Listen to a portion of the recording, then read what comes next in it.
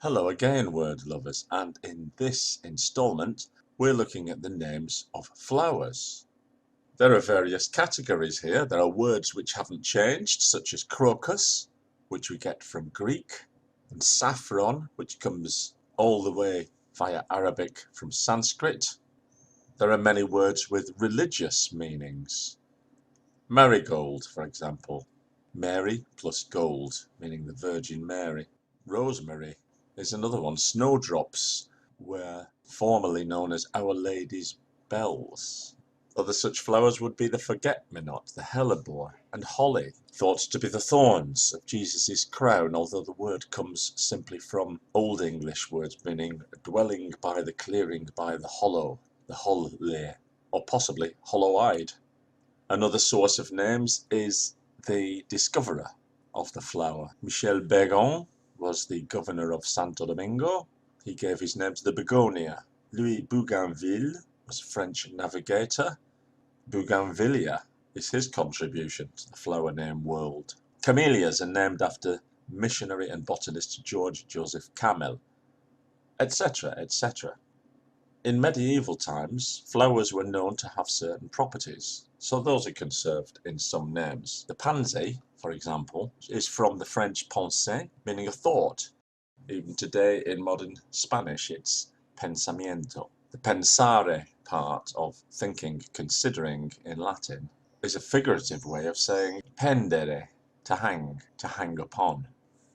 All going back to a PIE root, pen or spen, to draw, stretch or spin.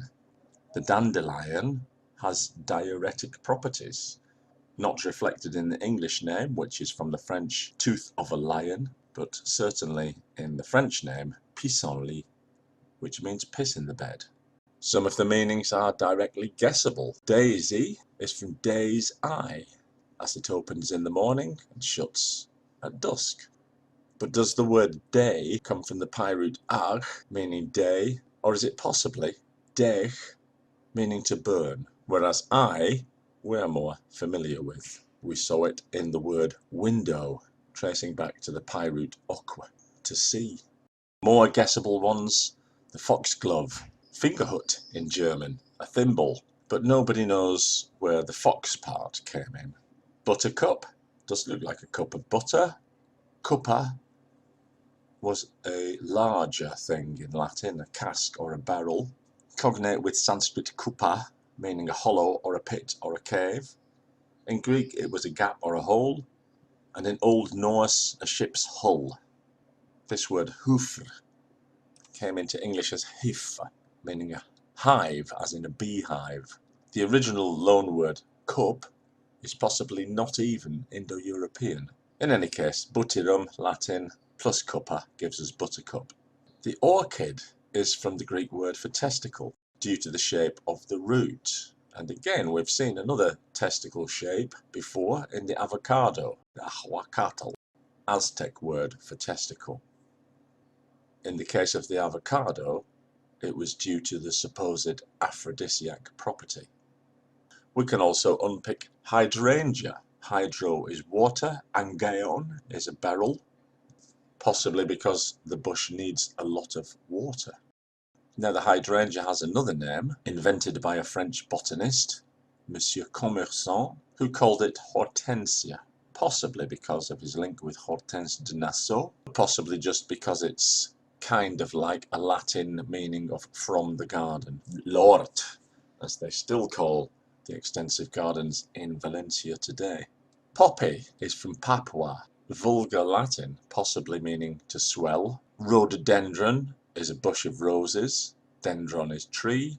Der, dru, we've seen before from the PIE root, going into words for oak and wood and door in other languages. Original meaning of being firm, solid, steadfast. Lavender could be from the Latin lividus, meaning bluish, or from Italian lavanda, a washing.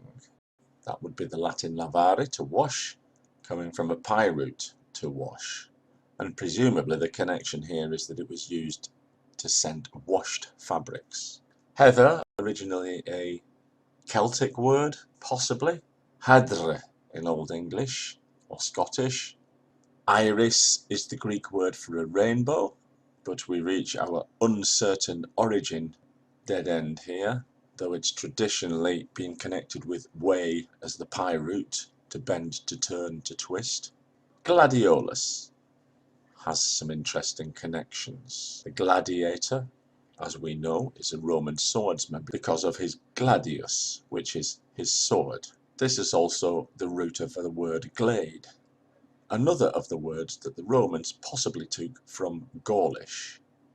Words for sword or daggers in other languages show that this word has travelled. Cleddyf in Welsh, cletha in Cornish, cléise in Breton, still existing in the Scottish word claymore. All this adds to the idea that Latin borrowed the gladio word, or cladio, from Celtic, or Proto-Celtic, or even from a third language. So there are just a few of the many, many flower names.